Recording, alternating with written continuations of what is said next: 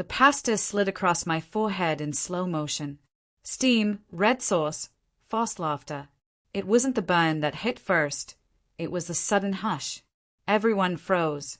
Some hid smikes, others waited for the show. Mark, my wife's older brother, leaned close and murmured, "Relax, man. It's a joke." My hand moved before I had time to think.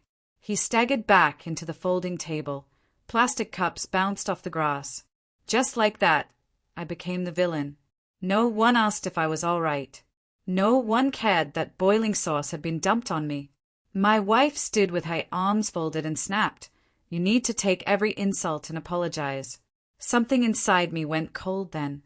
I'd met her 8 years earlier at a beach cleanup, the kind of woman who made you forget you were ankle-deep in seaweed. She laughed at my bad jokes, touched my arm when she spoke, made me believe in fate. Her family, though, moved like a pack. You were either one of them or you were prey. I thought I was included. I was wrong. The shift had been slow, snide remarks at dinners, being left out of invites, jokes that crossed the line. Mark led it. My wife never stopped him. I told myself it was nothing. I told myself love meant swallowing pride.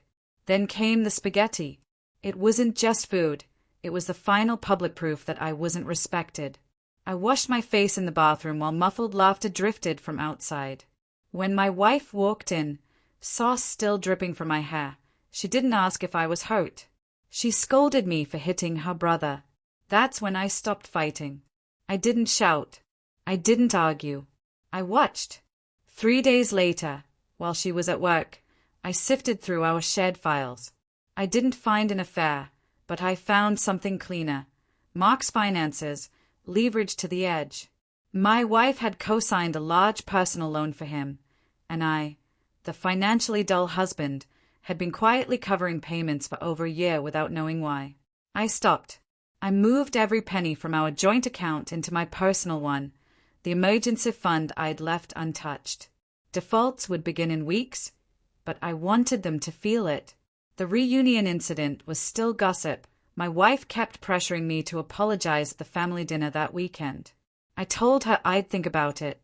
Instead, I bought a one-way ticket to Hawaii, cash, scheduled for the morning after the dinner. I printed the loan documents, bank statements, co-sign papers, and put them in a neat folder. On the cover, I wrote one line in black marker, "You should take every insult and apologize."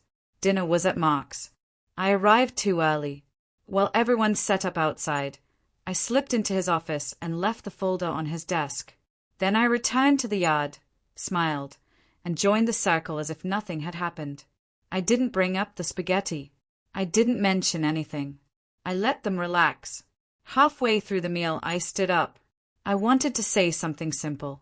I began, and they fell silent. "Thank you," I started, "for making it so easy to know who my enemies are." I didn't wait for them to react. I walked out, got in my car, and drove straight to the airport. 5 minutes after buying the ticket, my phone blew up. Calls, texts. First my wife, "What the hell did you do?" Then Mark, "You son of a..." Then numbers I didn't recognize. By the 10th call, I stopped checking. I knew what they'd found on that desk. I knew they were doing the math, missed payments, default notices, the co-signed loan dragging my wife under with him.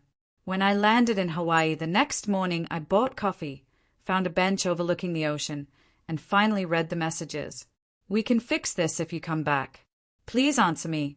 I didn't mean it. I'm sorry. You ruined us."